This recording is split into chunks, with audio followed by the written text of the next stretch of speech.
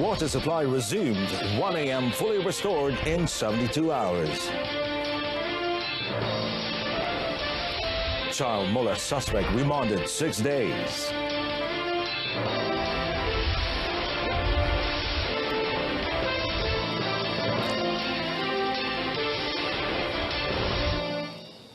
Hello and good afternoon. I'm Carlos and welcome to News on 2. Well, water supply to the homes of 1.5 million residents in Selangor resumed at 1 a.m. today, with supply to all affected areas expected to be fully restored within 72 hours. Well, Pengurusan Air Selangor Sendirian Berhad, Air Selangor, in a statement said that treated water diverted to the distribution system from 1 a.m. onwards has seen some affected areas begun receiving their supply. Air Selangor, in an update this morning, said recovery of water supply to customers will occur in stages depending on the geographical position and the altitude of the customer's premises. Echoing a similar notion, National Water Services Commission SPAN Chairman Charles Santiago yesterday said flushing works began at 1 p.m. to normalize operations at the Sungai Semenyih water treatment plant, after which the restoration of water supply to homes will begin. Ini adalah berita yang baik, memandangkan 1.5 juta rakyat Selangor tidak ada air untuk lebih kurang 2-3 hari. Tapi kita telah diberi maklumat perbincangan yang besar, yang mendalam daripada pihak Air Selangor yang telah mengatakan bahawa mereka telah mula flushing, iaitu pada 1 PM, 1 afternoon. Air Selangor added areas close to the distribution system are expected to receive supply in earlier and vice versa. The utility company also said the Health Ministry and SPAN had also monitored and conducted checks on the water quality at the treatment plant and treated water pools. It expects water supply to be fully restored in the affected areas within 72 hours. In another development, Air Selangor said the Bukit Tampoy water treatment plant will continue to be closed until further notice, as the odor pollution was still present at the water intake location. It added that while the water supply was being restored, emergency relief via water tankers would continue to be mobilized to affected areas. And here's our second headline item. Well, a man believed to have molested a 9-year-old girl at a toilet of Surau Al-Ikhlas Zone Mawar, Sungai Petani, Kedah, has been remanded for 6 days from today. Well, the remand order was issued by Assistant Registrar of Sungai Petani Court, Muhammad Alif Abdul Aziz, this morning. The 31-year-old lorry conductor surrendered at Badung Police Station at about 3 p.m. yesterday. Kuala Muda Deputy Police Chief Superintendent Shamsuddin Mamat said the suspect had admitted molesting the girl, adding the police also seized a dark blue shirt believed to be worn by the suspect during the 13th of December incident. Previously, police had raided the suspect's house in Badung, but he had gone into hiding since the video of his crime went viral. The case is investigated under Section 14, Subsection A, Act 792. A total of 89 bullets and old bombs believed to have been from World War II were discovered in the vicinity of Ipoh Cargo Terminal on Jalan St. John, Ipoh, on Monday. Now, Ipoh Deputy Police Chief Superintendent Muhammad Noordin Abdullah said the discovery of the bomb at 9:30 a.m. was alerted by a Malayan railway or KTM contractor site supervisor who was excavating the groundwork for the construction of a new rail track. Following the report, the police went to the scene, which was a railway line for a freight train, and found 30 UXO artillery type 105mm bombs, anti-personnel landmines type 29 bombs, and 30 7.62mm bullets. Following the discovery, the Bomb Disposal Unit UPB of the Perak Contingent Headquarters had ordered the contractor to temporarily halt the excavation work in the area.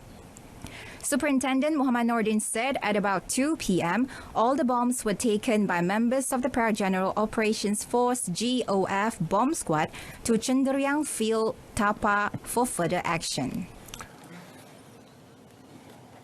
The water level in Kedah dams has dropped to 60% of its capacity due to the release of water to meet the needs of the state's agricultural sector. And Menteri Besar Datuk Seri Mukhrizdun Dr. Mahathir said the situation was a bit worrying if there was no rain in the near future and more water from all the dams had to be released.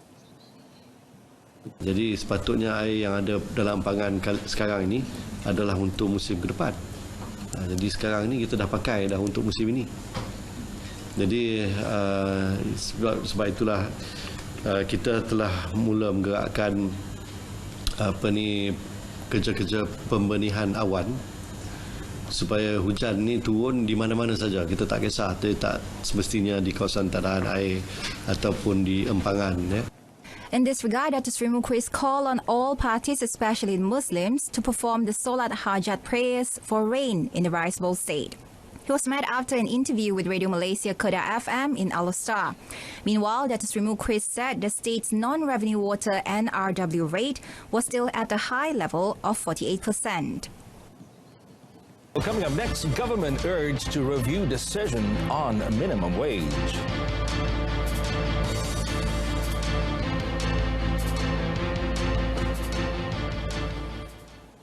Well, Plus Malaysia Berhad has closed all its reload lanes from today to 2nd January next year to ensure smooth traffic at toll plazas during the Christmas and New Year holidays. Well, the move is aimed at reducing traffic congestion caused by highway users queuing up at the reload lanes, which Plus estimate an 18% increase in traffic or 2 million vehicles from 1.7 million vehicles on normal day. In a statement, Plus said members of the public can reload their cards at about 11,000 locations nationwide, such as at automated teller machines, ATM, and convenience stores, as well as petrol stations, including those operating at rest areas along the highway. It also advised motorists to plan their journey and, most importantly, top up their touch-and-go cards earlier and to ensure their card have sufficient balance at all times. Plus said its e-wallet Pay Direct service was not operational at the moment. Well, a study on the review of the Motor No Claims Discount, also known as NCD, is currently being undertaken by Bank Negara Malaysia, together with the insurance and takaful industry. Now, the Finance Ministry, in a statement, said proposals for the next phase of the liberalisation of the motor and fire tariff targeted for second half of 2020 was currently being developed. Well, the statement said the move is as part of the reforms to enhance the sustainability as well as to preserve the overall stability in the insurance and takaful market. It said this multi-stakeholder effort includes a review on the NCD's structure for greater flexibility and responsibility by all parties to encourage safer driving by rewarding good road behavior. While the effort, it added, was also aligned with the Transport Ministry's Road Safety Plan 2014-2020 with the aim of reducing the number of deaths and serious injuries by 50% by next year.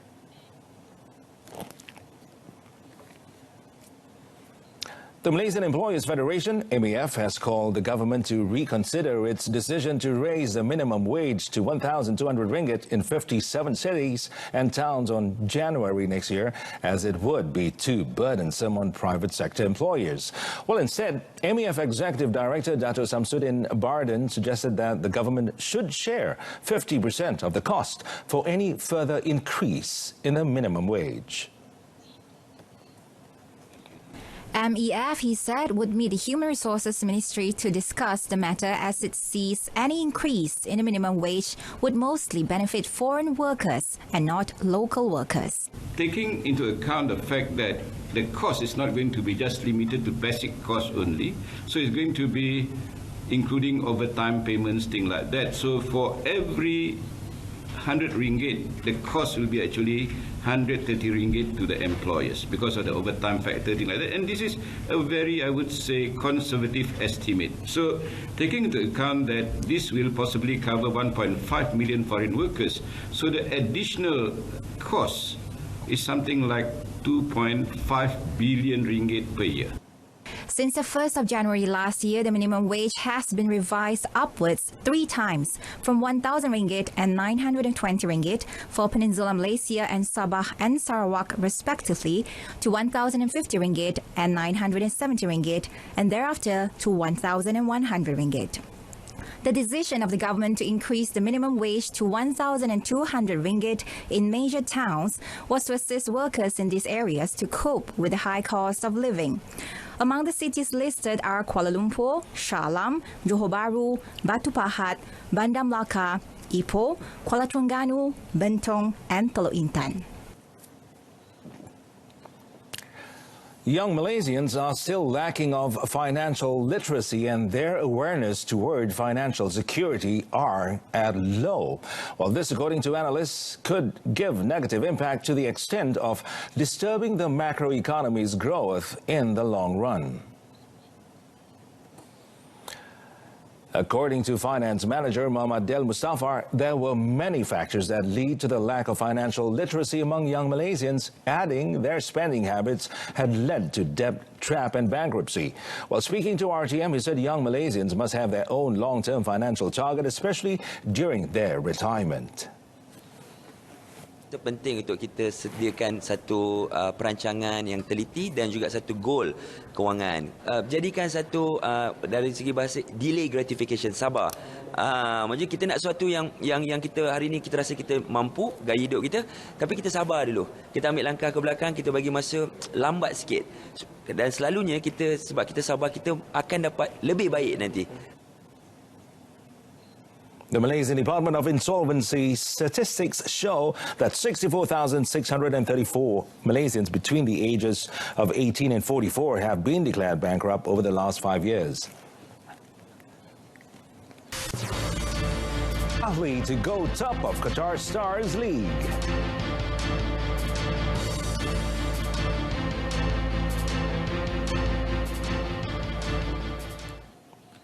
Well, in sports, we start off with not so happy news as former coach of Japan badminton junior squad Izwan Ibrahim, aged 35, died at Hospital University Science Malaysia, HUSM Kubang Kerian, Kota Bharu last night. Well, Izwan breathed his last at 7:30 p.m. after being admitted to hospital last Thursday. He was admitted to HUSM Kubang Kerian after complaining of headache, and an examination revealed that he had intracranial bleeding. His remains was buried at the Kampung Bangol Muslim Cemetery, Jalan Pantai Cahaya Bulan, at about 11 p.m.